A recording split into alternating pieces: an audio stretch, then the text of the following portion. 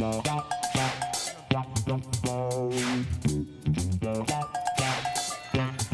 my goodness, live from the Loft 100 studios right here in sunny San Diego, California, on the air.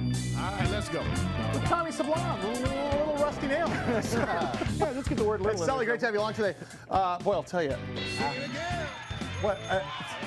Doc Johnson called. He wants his freaking blazer. No, wait a back. minute. I can do this. I can do this. That's good. I can do like this. it. Yeah, what's happening? Well, I just thought I'd dress up a little bit, you know, just like I used to when I was working for 91. This is like a cross between Tom Cruise and Risky Business.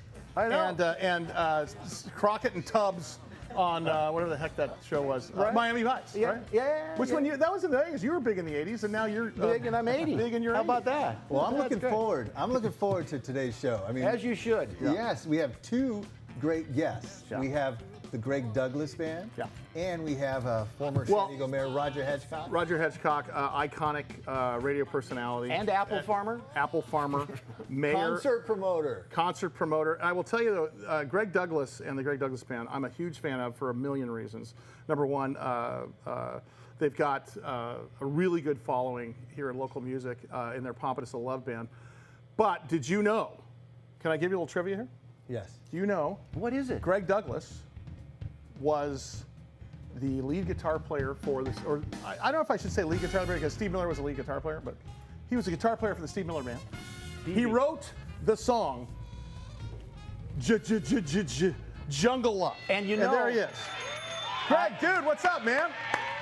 Hey, Hey. you said I wrote the song Jungle Love, and the Jungle Love gives me checks. Wait. I have a question about that. Sir. My friend Lester wrote Minute by Minute for Yes. the Doobie Brothers, and he said recently, Tommy, that song paid for my daughter's wedding last year.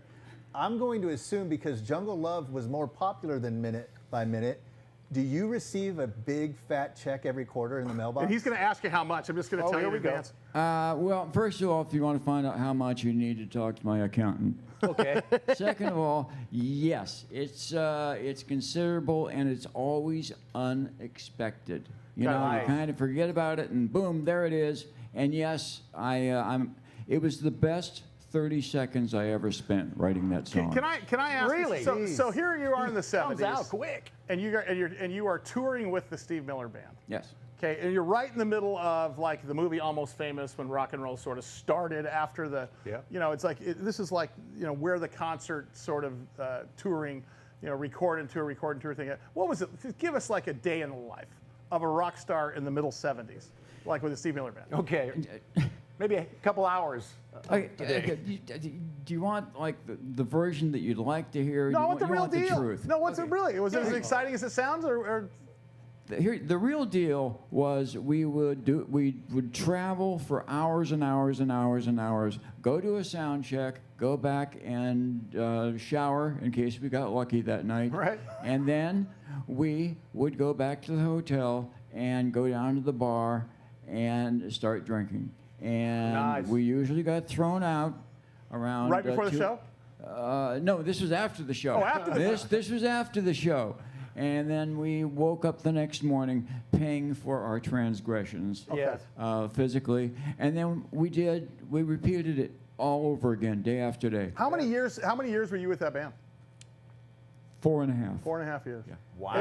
And during that time, you played every one of those songs, like the Joker, Pompatus of Love All song, of them. But Jungle Love. you said Jungle Love took you 30 seconds. That's one of the best guitar lines ever. How did it take you just 30 seconds? It just came. Boom. Right. You know? After how long of learning the guitar? 20, 30 years? Of course, you're going to ask that. Yeah, well, I know because they do come to you like that. Well, Greg Douglas Band is with us all day today during Yes. our interview with Roger. Will you introduce your band for us, Greg, real quickly? I will, I'm going indeed. to say hi to these guys. Yes. This is my amigo Hector the Bull Toro on drums and vocals. Hector, I good get to it. see you. The Bull Toro, got it. All right. Ole. And the newest guy in the band, I'm going to try to get this right, Jesus Guillermo Prieto. Wow. on Prieto. lead There you go. Vocals. He needs a nickname. And your bass player's got a tough last name. Yeah. We got over here, Joe Hastings, who I've known for, 20 24 years or something now. Something like that. Yeah. Yeah, I think Joe and I were in a garage band together back in 1972 over at Claremont High or something like that. Hey, will you do us a favor? Will you play Jungle Love in its entirety for us for the very I beginning? would be happy to. Okay. BMI, I hope you're listening. And one more, could you introduce your guest opening whistler? Yes, of course. Are you ready? Yes. 1, 2, 3, 4, 1. I met you on somebody's island. Thought you had known me before. I brought you a crate of papaya and waited all night by your door. You probably wouldn't remember. I probably couldn't forget. Jungle love in the surf in the pouring rain. Everything's better when wet. Jungle love is driving me mad. It's making me crazy. Jungle love is driving me mad. It's making me crazy. But lately you live in a jungle. I never see you alone. But we need some definite answers. So I thought I would write you a poem. The questions to everyone's answer is usually asked from within. But the patterns of rain and the truth they contain have written my life on your skin. Jungle love is driving me mad. It's making me crazy. Jungle love is driving me mad. It's making me crazy.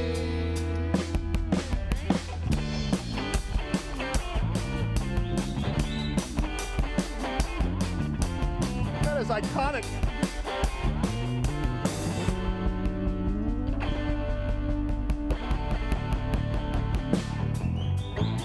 You treat me like I was your ocean.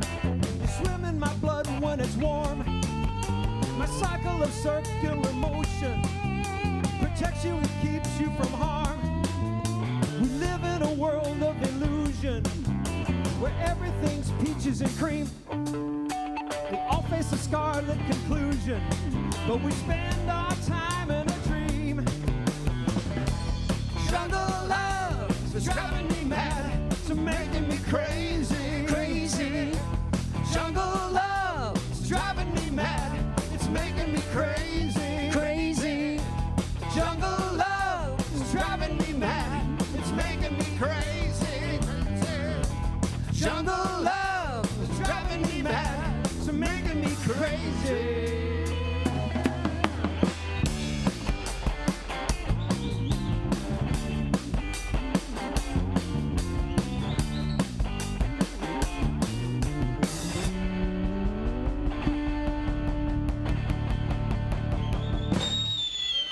Wow. Oh, my goodness.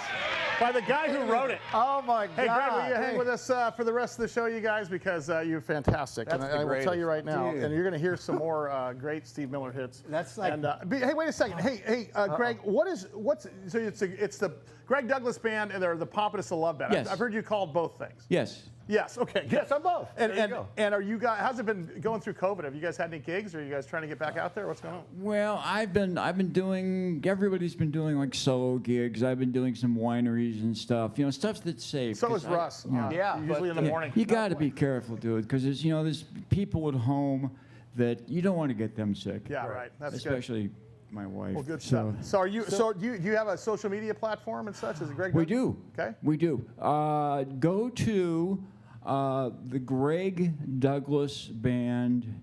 Actually, it's gregdouglasguitar.com. All right, good. And you'll see news on the Greg Douglas Band, which is basically kind of a cover band, and then the Pompatus of Love is just insane. It covers my entire 50-year career. I love that. All right, good You know, enough. and Greg you know what? Douglas. And if you're watching, stay with us because sometime before the end of the show, I will get the amount of those checks from Greg Douglas. Yeah, I know you. dollar amount. You realize that I do a money talk show with Russ Yes. for gosh, almost 30 years now. And we've never asked anybody how much money they make. Well, And every time there's money, you ask him, so dude, how much you make? No, but I You am do, though. fascinated. I'm fascinated about that. about how much because money people make. One song that he wrote in the 1970s is still making him a bunch of money. And that's not true. If you write a hit song today, they're not making that kind of money. Yeah. Something happened I in know. the 80s. Something I know. Something happened in the 80s. Oh, I know. And Something happened in the 80s. That did. Something And what happens in And the none of 80s us can remember. stays in the 80s. so we're going to get to that Okay. amount, so stay with us. Wait a second. Before we get to Roger Hedgecock, because we have lots of time with Roger today, and one of my favorite guys. I remember the first day I walked into a radio studio when I was asked to be on the radio. I was on AM 1130 KSDO. Roger was sitting in the throne on News Radio 600 Kogo in the afternoon, and I got to learn how to do talk radio from that guy. You're going to hear his whole story, going from being a concert promoter Yes. to a radio icon to an apple farmer. Yeah. And it's a Slip great a little tradition. mayorness in Yeah, there. you missed the little bit of. Ah, I love that, though. what, Yeah. so what do you have over here again? What's Charcuterie. Next Sunday. Okay, wait. What is it called, Russ? I thought it was called charcuterie or something like That's that. close. What? Like a, I don't know, charcuterie? I think that's Oh, really close. charcuterie. Yeah, very But, nice. whatever. Next Food. Sunday is Valentine's. Valentine's is on Sunday, February 14th. Okay. And And nothing this says Valentine's like cheese and salami. But this is from my friend Shauna Moran Brown. She's the boss over at KGB. KGB. And she does this, and her company's called Say Cheese San Diego. Say Cheese San Diego. And Wow. I brought this because this is my Valentine's gift to both of you. Well, thank you. And to Roger. Well, I'm not getting you anything. So, all right. So, a couple of things. Restaurants open again. Yeah. Yes. Are you out and about? Are you doing are you out playing music? Hell again? yes, my We're starting to friend. get booked for the end of the year now because I think things are getting closer to being. I mean, what was our guest last week or a couple weeks ago? The attorney Michael Curran. Michael Curran, making it rain out there, trying to get things open. But it seems like it's getting normal again. Yeah, everything needs to open up just like we were saying, or a lot of experts were saying 10 months ago. Yeah. I 10 might months try ago. the COVID Comedy Club here. Now that Here at the Loft 100 Studios. Yeah, we're going to get a couple people in. I have like 45 minutes of COVID comedy. Okay. And comedians, friends of mine, that also, where are we going to do this? You need a live crowd. Have you, can't yeah, but Zoom. live comedians in a room where a comic is on stage ain't a live audience. Have you ever been to one of Russ's shows? Yeah. Russ, the crowd's going nuts. They're laughing, and he's got 6 comedians in the back that are going like this. Honest to goodness, you guys don't laugh at each other's stuff at all. Not right. What are you? It's not right. Is it just bad form? Well, it's like you're analyzing, oh, I see how he put that and this and that. I don't know. I want to remind you all that we're going to start inviting you to come in as a live studio audience here on a limited basis as it gets safe. So you can, so Russ can do stand up. We'll be able to watch watch guys in the band and stuff like that, and it's going to be fun. I want to make mention, if I'm not mistaken, March 6th represents our 1-year anniversary on the show. We got some very special stuff planned. Oh, good. Band's already booked. I won't tell you who it is yet. So Tommy, with your little black book there, what do you got? Who do you got planned? Can we get something big? You had Russell Crowe's phone number, for God's sake. But I believe- people knew your brand was your contacts. Let's get something big. I believe our Not very, that Roger Hedgecock's not big. I believe our very first show was with Ali Wagner, Dave Rickards. It aired on March 7th. Okay. March 7th was the very first day, so that's our anniversary. Well, what day does Saturday fall this year? Let me look at the I'm magic thinking, calendar. I called Mick to see if he'd March come 6th. down. March 6th will be this year, but March 7th is our, well, we'll call it the anniversary. And So, little Tommy, the called award-winning Mick. radio producer, I think. Would No, be wait. Nice. I am Oh yeah, bring the thing. Hall of Fame. Hall of Fame. Hold on. Okay, hold on. But I think it would be Wait a minute. memorable Okay. if we could I'll hear. up your Hall of Fame with an Emmy Award and Could we a hit? Best Live Band Award for 2020. Could we just hear little Tommy's voice like this? Just. Yeah, will you like get it on the used to squawk be on box? the radio. Can we put the squawk? Can we do a squawk box segment per show? Introduce Because Roger. nobody knew your whole name. Introduce Roger. Like you're on a squawk box. That's right, Jeff and Jerry. Yes. But yeah, I'll bring the squawk box. That was the I still best have it. Really? I still have the Do you squawk have the box. squawk box? I have about 20 of them, and I don't make them anymore. That's what I because thought. It's a You're radio stocking set. up on them just in Yeah, case. because they used to break down all the time. Yeah. And so I would just bring one in. Well, here I got one. It goes like this. It just goes. Okay. Hey, can we get our guest in the studio Yes. here? Okay. Will you do the introduction for us, please? Well, he's my favorite apple farmer. He's probably one of my favorite San Diego mayors. But what I love about our next guest is that he is a rock and roll concert promoter Yeah, baby. from the 60s. And his name is Roger Hedgecock. There he is. Hey. Hey, man. Hey, man. How you doing? What? Hey, Look Rusty. it up. Hey, Tommy. Hey, Roger, How's it going? did you bring a basket of apples? I did not because it's winter time. Oh, they don't grow? Trees don't have any apples, no leaves, no nothing. See? Snow was this high I saw 2 days that. ago. Very and good. Beautiful Julian. Yeah. Beautiful Julian. What did you think about the Greg Douglas band and Steve, the guy who wrote? I mean, you were there. I was there. You were there. I told him that I last saw him at the Fillmore, at Bill Graham's Fillmore in the late 60s. Greg, do you remember the Fillmore at all? No. No. See? He was there. I'm kidding. Funny stuff. It's great to have you back. And I Thank think you. anybody Glad who's to be seeing back. you here, every time I hear your voice, Yeah. because I got an earpiece on, so I hear what it sounds like when you were on the radio again, like when I was in my car. People, when you're at a sushi It's like bar, when you were a kid. It is. I know. Young It's again. bringing back memories. When you were Exactly. sitting at a sushi bar, when you could go to a sushi bar, and people like look over and come over. All Oh, yeah. I bet. Oh, they'd recognize me by the voice, Yeah, exactly.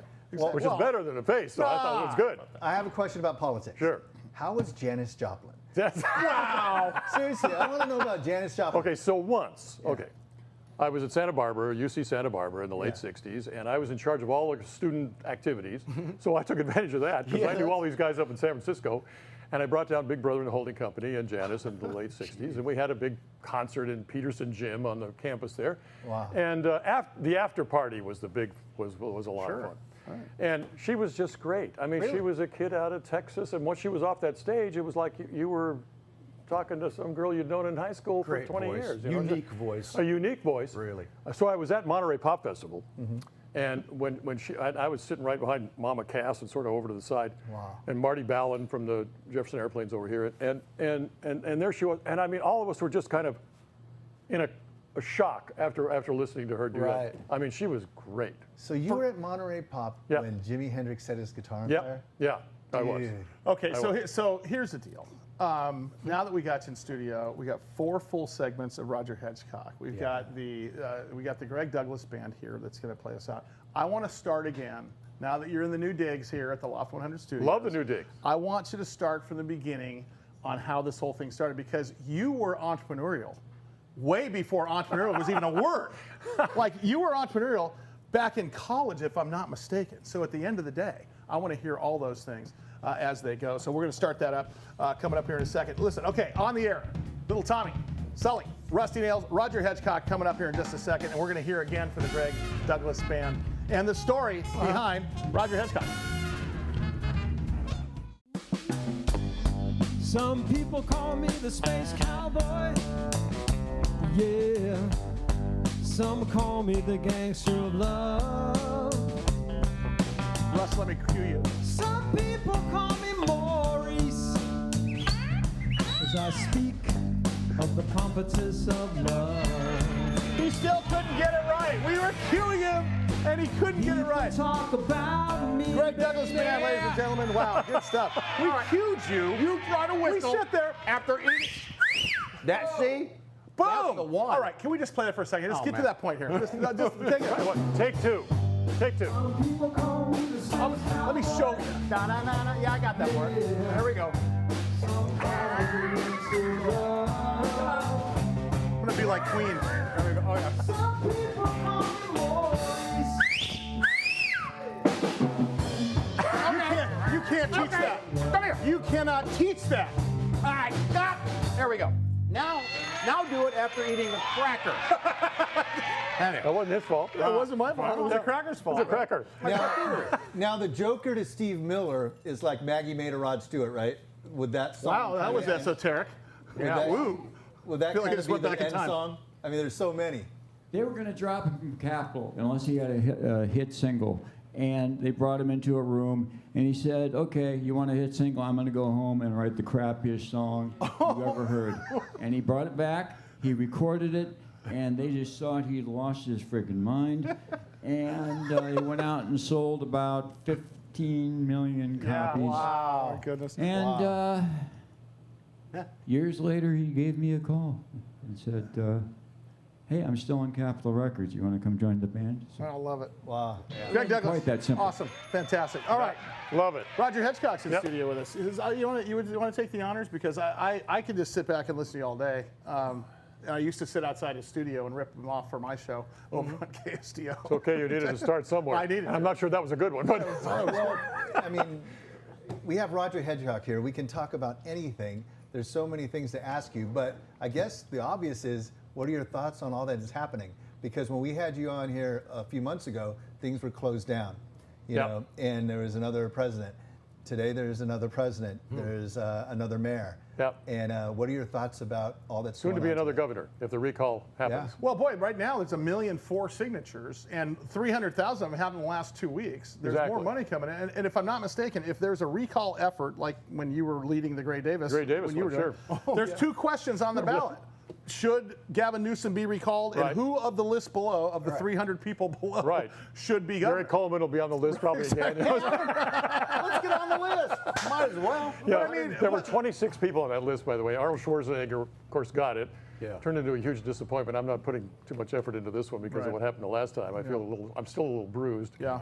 But no, it's going to be a real thing. So what do I think about it? Well, look, this COVID thing has been real. It's a real disease, Yes. obviously, and it's a real problem. But the politicians in our era, as opposed to 1918 when we had the Spanish flu, 675,000 people died in 1918 to 20 out of 120 million Americans. Well, we have 340 million Americans and only 400,000 have died. We're not anywhere near what that was. You know that Woodrow Wilson, who was the president, didn't say a single word about it. There was no federal program. There was no response. There was nothing. Locally, people had to do what they had to do. There was masks and all that. But it was a local problem, seen as a local problem. The feds had nothing to do with it because the Constitution has nothing to do with that. So, a really different America, right? Yeah. Now we have the excuse for politicians to impose authoritarian tyranny on us. They're going to figure out, you know, when we can go where and who we can go with and all that stuff, which I think is a way, way overreach to what we needed. What we needed, of course, was responsibility. Now you look at Florida, where Florida has had fewer disease, fewer deaths, with more people than New York. You know, I asked that question on Big Biz Show this week with Russ. I asked it on the Kogo show, is how can it be that we are the most restrictive state with the highest death rate, highest highest death contagion rate, and you got Florida, who is out there and is hard liquor and handgun night. Like you heard Exactly. of ladies' night? I mean, how do you explain that? Is it because we just don't know we don't know, or is it we were closed down for political reasons? Because we're closed down for the political reason that the left is taking control of us through this COVID thing. And where they don't do that, like in Florida, they don't have as many deaths. Because, and we were talking about this earlier, the stay-at-home order Keeps you inside. Yeah. and more people get it inside than going anywhere else. And I heard that's why they want to close restaurants, so people wouldn't go out of their house to places to gather. They messed up. And it's just the opposite, because you're more likely to get it at home, particularly at homes where there's a lot of people living in one home, which is a lot of places. I grew up poor. I grew up in Chula Vista. That's where the numbers are really Yep. high. Yep. And when I was growing up, I had, you know, 2 of my aunts. I had all my little cousins there. I had my mom. I had another uncle. I had everyone coming over. And that's exactly the same scenario today. And that's why. That's where people get it. You know, I didn't grow up poor, but I grew up ugly. So it's a whole different things never change. And you're consistent. I am. Thank you. I want to ask you, because among other things, among being our mayor, as well as a million other things, you're an attorney. Yeah. Do you think that there's going to be some constitutional law or constitutional lawsuits, tort claim from small business towards the government because of basically 2/3 of restaurants closed here in San Diego, 2/3 ain't opening back up? No, they're not. And the answer is sure, there's going to be a lot of lawsuits. It's not going to go anywhere. Oh, they're not. That's the question. The Constitution is simply not enforced anymore. If it was, then none of this stuff would be able to happen. You were a restaurant owner. I was a restaurant owner. Yeah. Briefly. Rogers on 5th. Are you kidding me? Oh my! A meatloaf. Oh, I was. That was, which, by the way, is my gang name. But I will tell you, it was fantastic. I thought it was mashed potatoes. No, it's not. Roger Hedgecock. Meatloaf. More Roger Who knew? Hedgecock. And, hey, will Greg Douglas Band play us out? He goes into a commercial Ready? break, man. Let's hear a little bit more. Rock on! Let's do this. Greg Douglas Band. Nail it.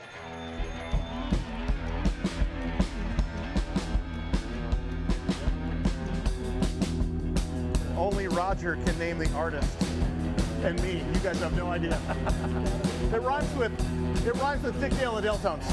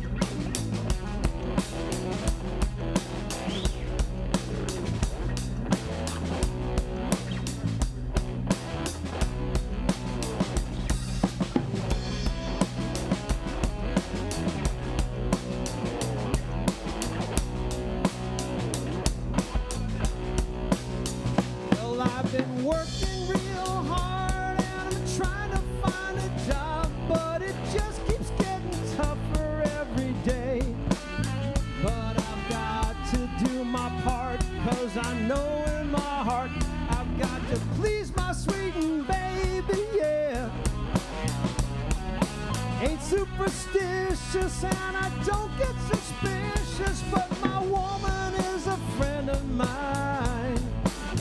And I know that it's true that all the things that I do are gonna come back to me in my sweet time. So keep on rocking me, baby. Keep on rocking me, baby. Keep on rocking me, baby. Keep on rocking me, rocking me, rocking, baby, baby, baby. Keep on rocking. Rocking me, baby. Keep on rocking. Wow, Greg Douglas Band. Me, baby.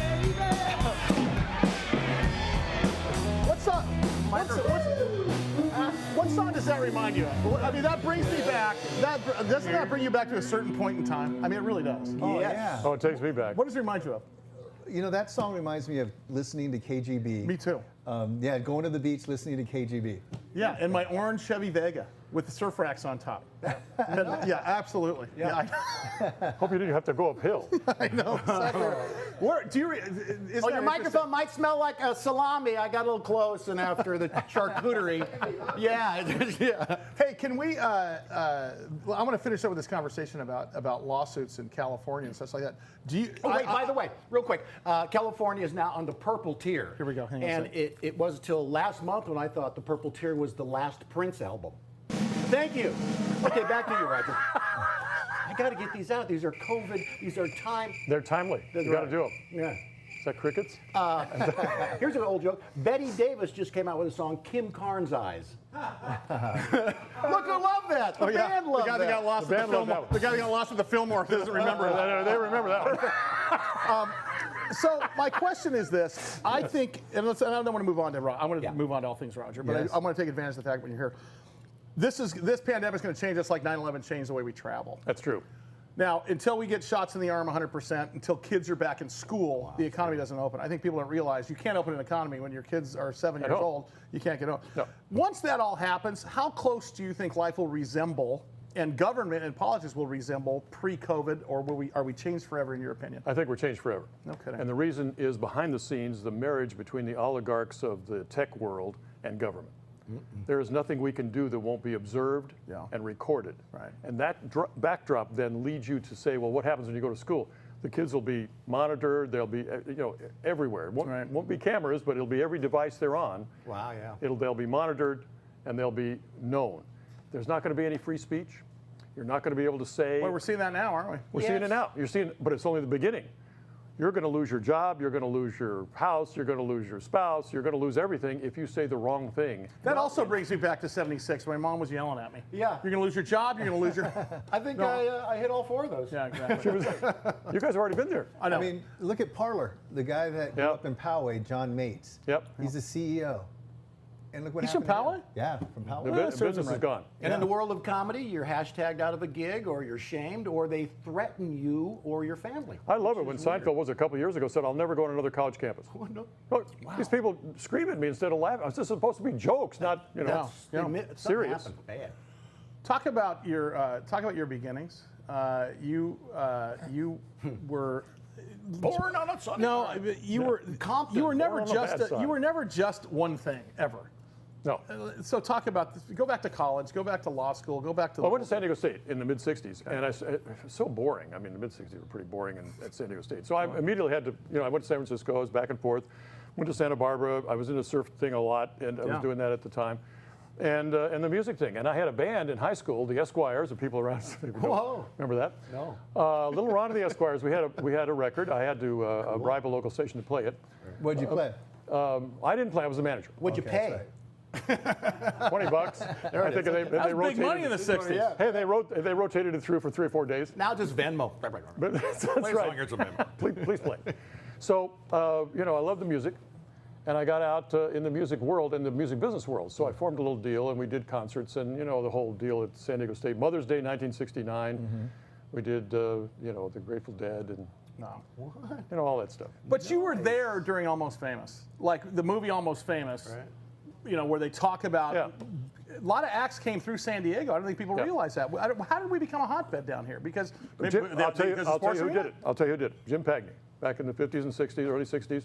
He was the first guy to bring black acts into San Diego and put them at the downtown convention I think center. I have the poster he signed or put out with Dionne Warwick. There you go. Yeah. That I There you go. Jim Pagney, and he was a golf course owner, didn't he own Yep, like? he owned a golf course, but the thing that really got me was he would bring James Brown and the Famous Flames before any white audience would have ever seen him.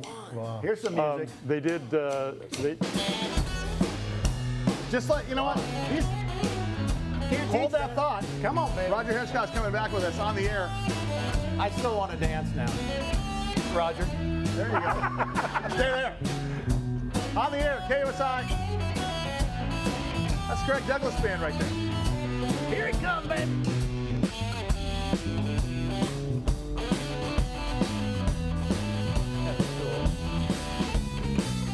I really think we should be a lounge act and go to Vegas and make a living doing this. We can make a living. Give up the I don't know how apple much tree. living we do. But Are you ready? Bust it out. What's your name? is it Mary or Sue? What's your name? Do I stand a chance with you? It's so Hard to find a personality with charms like yours for me. Ooh-wee, ooh-wee, ooh-wee. What's your Name, what's your name? Scooby-Doo-wop-wada.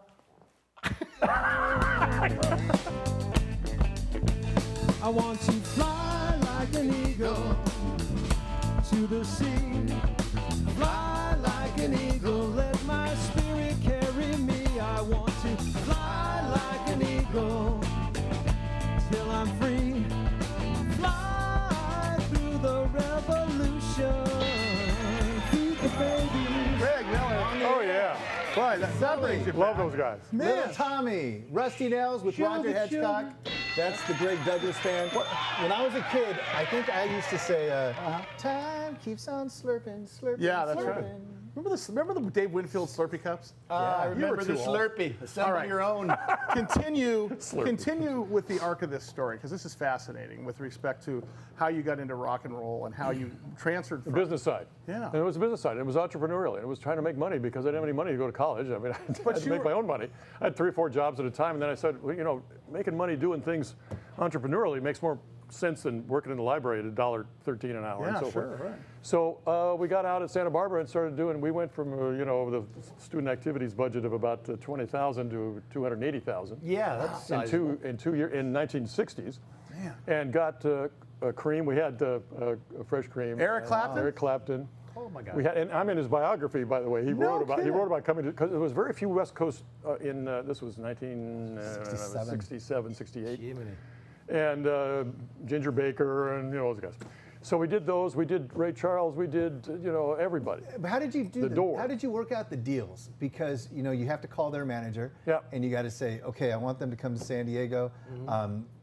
Here's how much I'll pay. I mean, was it a negotiation thing? or was it a Yeah. set? I'd go down to LA and talk to these big, agent types, like you see in the movies. And then Chuck Berry had a, Well, I called Chuck Berry on his farm down in Missouri. Yeah, You but- called Chuck Berry. Yeah, I did. I called him on his farm. Chuck. I said, hey, when you come out the West Coast, what do you think? He goes, yeah, I'm gonna be out there. Yeah. He gave me a couple dates. Yeah. And I said, I want you. He drove up in a 1958 convertible Cadillac Eldorado Brougham Nice. with a blonde. on his shoulder. No way. Yes. With the blonde eyes. Behind the stage up there at Balboa Stadium, Yeah. where I had the concert. Had never practiced with the backup band. You know about this story. Yeah. Just walks up. Walks up, walks around the thing, picks up his guitar, starts playing. Figured they're going to come up. They're going to catch They're up. going to catch up. They'll be there. 3 notes. But Yeah. is it true about Chuck Berry? Like you didn't Venmo him money or write a check. Is it true about the briefcase full of money? I had to give him cash. Yeah. So it was a briefcase full of money, right? It's like a movie. This is the 60s. Like the movie. This isn't like the 20s. No, but it was like the 20s for him. No kidding. It was cash, right? Oh yeah. How much? Yeah. Well, I don't even remember how much it was. It was like $6,000 or $7,000 or something, which was huge money in those Well, yeah, days. it's 60 grand today. Yeah. So here's my question for you. What's, in terms of where they ended up. What do you think the biggest name you promoted at that time that you probably didn't know was a big name, or maybe they were big then, they even got bigger? Who was it? Well, they got bigger. A lot of them got bigger. Morrison and the Doors got bigger after we did them. Santana got bigger. Oh, Morrison came in cooking. He came in. He's got folks. Morrison rolled into Coronado or town. something, doesn't His he? dad. Well, his dad was an admiral. There you go. But he was retired in Fallbrook, I think. Oh, Fallbrook. So tell us about Jim Morrison. So Jim Morrison was crazy and totally crazy, and I think he wanted to whip it out right there in Santa Barbara before he did it in Miami. Oh wait. All right, so I'm gonna fast forward here into the world of talk radio, and of course you're the mayor of San Diego, and that leveraged a lot of people into listening to you because we heard on talk radio. In fact, you got me to listen to talk radio. I turned on the radio and go, who is this guy? What's he talking about? You took what you knew from politics and basically learned how to teach Johnny Lunchbucket and Cindy CEO how government works and what's wrong, and you shouldn't just sit there like fish and listen to it. Talk a little bit about that. Well, that's right. That's exactly the point of the show. And thank you. Was to try to go into people and say, listen, don't ignore politics because it ain't ignoring you. It's after you, and you better be prepared, and you better know what you're talking about, and you better know how to interact with it to make yourself viable. Well, this was my noble goal. It too often evolved down to the point where I get a call like, how do I get a stop sign at the end of my block? Because the kids are having a problem on the block. So it devolved the city councilman on the radio. But it was good because then I could teach in a concrete way. Okay, so here's the guy at Public Works. Sure. Here's his phone number. Now, he doesn't know that this phone number is public, but it is now. Yeah. And I'd do stuff like that on the air, and it would be the kind of thing that would help empower people. But you deployed the average citizen in a way that they learned that they could make a difference and didn't just have to take it anymore. Hold their feet to the fire. And hence the name, your tagline, hold their feet to the fire. Good visual too. Right. And we took, that's right, and exactly. And we took groups. We went to Sacramento, we lobbied, we went to Washington, D.C. a whole bunch of times, took hundreds of people, and we'd fan out, and I'd assign them Congress people to talk to, and they'd have one. And we go after This was playing in the background, by the way, when this whole thing was going on. Yeah. Come on, Congress! All right. Roger Hedgecock. The Congress shuffle. Come on, Congress! I have more questions. All right, well, we're going to get more answers coming up. Roger Hedgecock.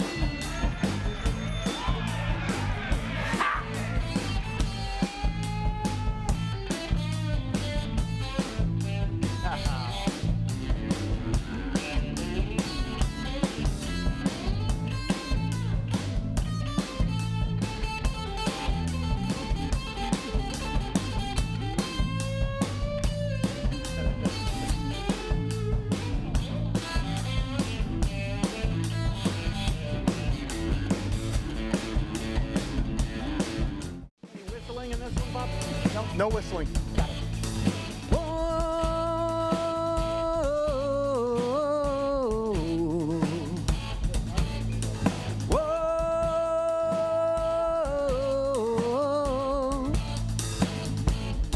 Come on and dance, come on and dance. Let's make some romance. Oh, the night is falling and the music's calling. Got to get down to Swing Town. We've been working so hard. We've been working so hard. Come on, baby, come on, baby, let's dance. Wow. Bum, bum, bum. Bum, bum, bum. Nice. Greg Douglas, ladies and gentlemen, unbelievable. You gotta love that band, really. Isn't that cool? Can I just say, I'm just going to say this now, and I'm going to ask Roger, because I've known the guy for 25 years. This is part one of Roger Hedgecock's show.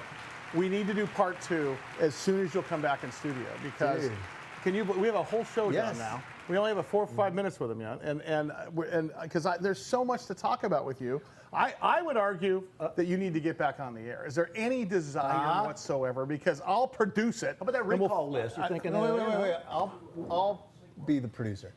I'll be the executive producer. This guy's on the National Radio Hall of Fame as a producer. Come on now. I'm sorry. Wait a minute. Make me do this again. Let me do this again. Hold on a second. Okay.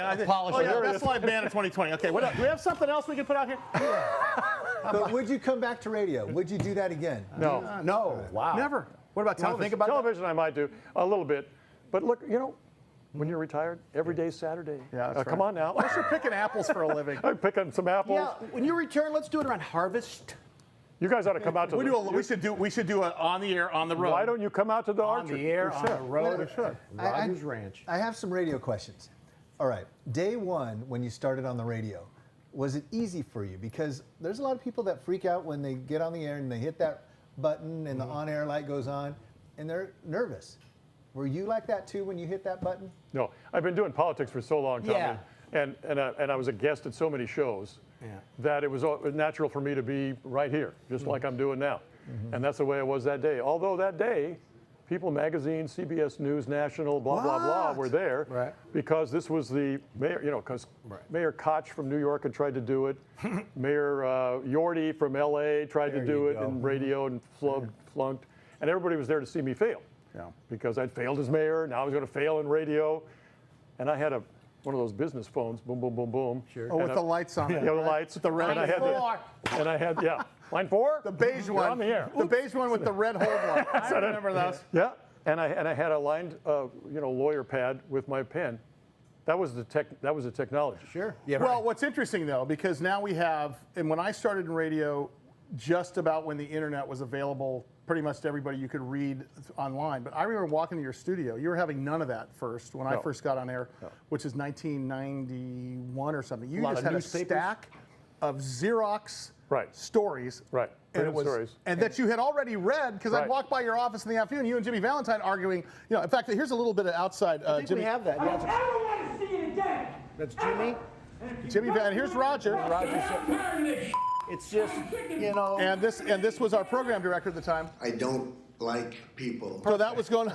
But honestly, you and Jimmy Valentine, I would hear talk about stories, but you would have a big stack of stories that you'd already gone through, and you stuck that way for. I don't even ever seen you had a computer on the whole time you were there. Did you ever start using it at the end? I had one on, but just it was a kind of a prop. Yeah. No, honestly, I want to look modern. webcam. The webcam. because you had newspapers fanned out and stories right there already. Yeah, I had stories. And I tried to take the topics that I could weave together into a narrative for that day so that people could get the story. Like story time with me. Roger. It was, in effect, a political story time. Yeah. Wow. Now you filled in for Rush Limbaugh. Sure. Many times, and then you got your own damn national show, and he said, "Toodaloo." Yeah. How was that? Yeah. How was that? And it was interesting because I was on in Vegas and Phoenix and a bunch of places, 138 places on the national show. And it was interesting because I got after Harry Reid, for instance, Senator Reid at the time from Nevada. Well, it was the station in Nevada was owned by some folks who knew Harry Reid, and I was off that station after a while. That was that. So the cancel culture isn't new. Right. That's what I'm saying. Listen, the stories we're hearing now. slowly. With respect to things that you changed while you were in radio, because you changed a lot of things. I mean, as a lifelong San Diegan, you got 4 guys that have been in San Diego longer than most people. I was born and raised in sort of the 2 It years. was must listening. If you were on talk radio right now, trying to move a needle on something, just knee-jerk reaction, what do you think you'd be beating the drum on right now, and what would you try to be deploying people together on right now? Opening small business. Small business ought to be open. And people should just demonstrate until they're open. I love the guy in Carlsbad. All the restaurants are open. The peaceful protests, right? And they have a sign in the window. My First Amendment right, so forth. Well, Vigalucci's restaurant group said, I read that sign, and it said, we've got 155 families here that we got to take care of. Exactly. That rung so true to me, like All essential. That says everything. That's what I'd be doing. Because guys like Desmond on the Board of Supervisors are out there on their own. There's no media support for them, because the media's all left. The media is all more tyranny the better, more shutdowns the better. We're going to cure this thing by all completely stopping still in our tracks. No. Didn't work that way. No. So, and that would be your number one deal. I'd be opening small business. Yeah, exactly. We'd be having demonstrations. We'd be going into those businesses. We'd be opening them up. And they'd be serving apple pie. And they better be serving. Well, since this is part 1 of part 2 of this, well, he's been on before, but I want to hear the rest of the story. We got to do with the these road guys, show at the ranch. because I think it's time for the road show. What is the name of the apple farm? Can people go out there and see and hang out? And stuff Vulcan like that? Valley Apple Farm, we're closed, of course, because now it's right. winter time and snow on the ground and what have you. There's no apples, no leaves. Hurry, quick Jimi Hendrix story. Jimi Hendrix, man, I'll tell you what. Jimi Hendrix was a very introverted guy. Whatever you saw on the stage was not Jimi Hendrix in private. Jimi Hendrix was a very private man who didn't want to interact with a bunch of anybody till he got on the stage, and then he just went like this and exploded. And that was it. Roger Hedgecock, come back with us, man. It's so We'll do great it. to see you. We'll do it. Thanks. Thanks, Sully. Greg Thanks, Tommy. Douglas, Love you. Thanks, you guys Rusty. come back with us also. All right. Love the band. A little more. Surf music to get out here, huh?